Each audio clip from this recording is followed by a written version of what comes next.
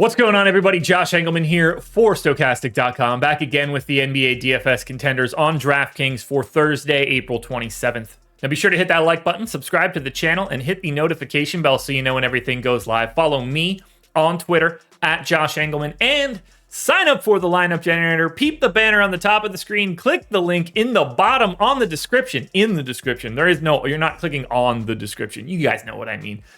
If you sign up for it, it's less than $5 for your first week. We generate thousands of lineups for the slate. We get rid of the ones that we think stink. We present the rest to you. Click save if you like it. Click discard, get another one.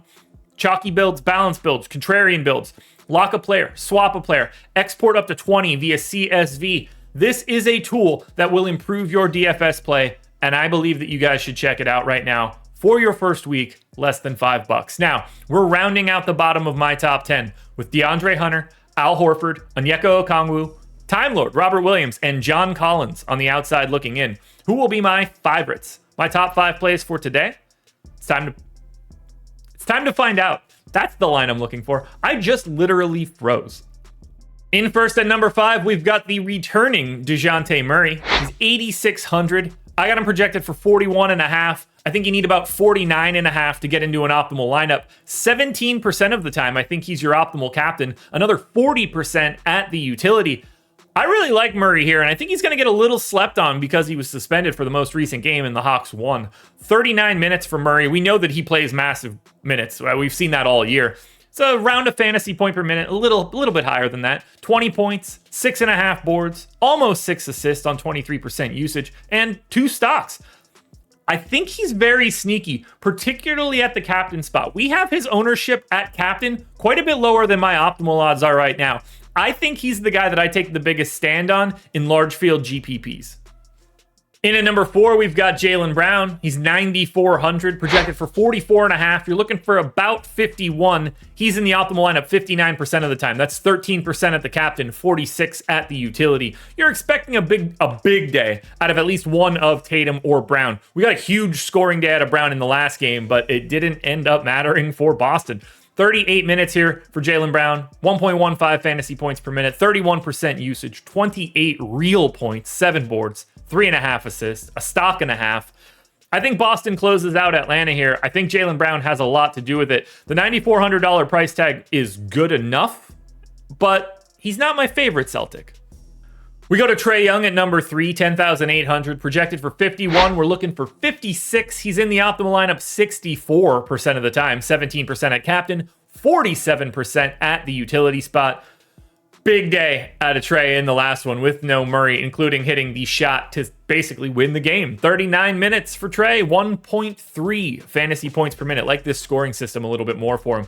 26 points and 11 assists. That's a massive double-double. 4 boards and a stock and a half. 30% usage.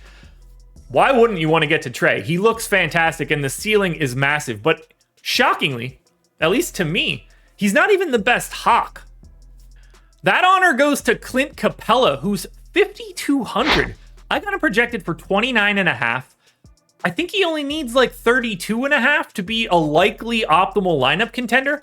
9% of the time at captain. His ownership is a lot lower than that, by the way. 59% at utility. I got him in the optimal lineup 68% of the time. I went 26 minutes to Capella, 22 to Okongwu. If you want to flatten that out, you can, but Clint Capella is going to still rank very highly, even if you wanted to go 24-24. He's a 1.1 fantasy point per minute guy, projected for a double-double. 10 points, 11 boards, an assist, and 2 stocks. His price is too low for this game. You can clearly play both he and Okongwu together if you want because of Capella's price tag. I think he's the most efficient and best point per dollar guy that you can get to today. I may be a little high on Clint Capella, but I am okay with it. I like this spot. I don't love it in general for Atlanta because I think Boston rolls, but Clint Capella, because of his price tag, is the easiest guy to put in any lineup build.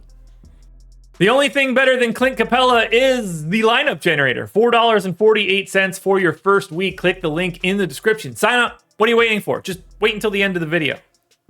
Finally, at number 1, we're going Jayson Tatum. 11,200, projected for about 55. You're looking for 59.5. 21% of the time he's in the captain spot, 51% of the time he's in the utility, 72% likelihood you get Jayson Tatum in the optimal lineup.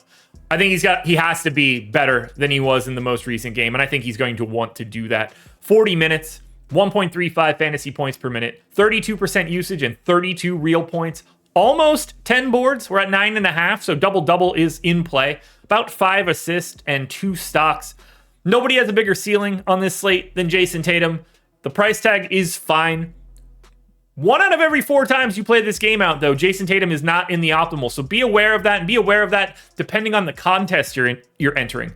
But there is no player on today's slate more frequently in an optimal lineup than Jayson Tatum. Alrighty, folks, that will do it. Those are my NBA DFS contenders on DraftKings for Thursday, April 27th. Now be sure to hit that like button one last time. It helps me out a ton. And win some money today, folks. We're back again tomorrow morning, doing it all again. We don't ever rest.